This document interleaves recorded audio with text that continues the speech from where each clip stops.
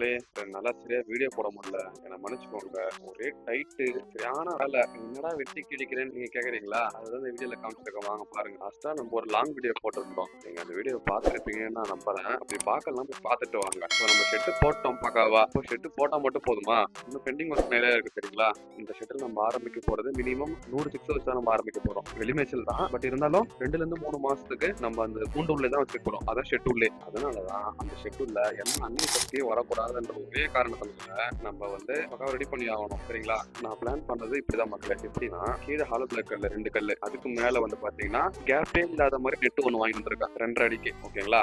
அது அதுக்கு மேல வச்சுட்டு அதுக்கு மேல வந்து பாத்தீங்கன்னா 5 அடிக்கு பாக்ஸ் ஃபென்சிங் வாங்கி வந்திருக்கேன். ஸோ அதை போட்டுருவோம். இதான் என்னோட பிளான். சரி, அதெல்லாம் விடுறா, முன்னுமே இல்லாம நைட் நேரத்துல ஹாலோ பிளாக் கல்ல எது காமிக்கிற, எதுக்கும் நந்து கிடக்குற, எதுக்கு அப்படின்னு கேட்குறீங்களா?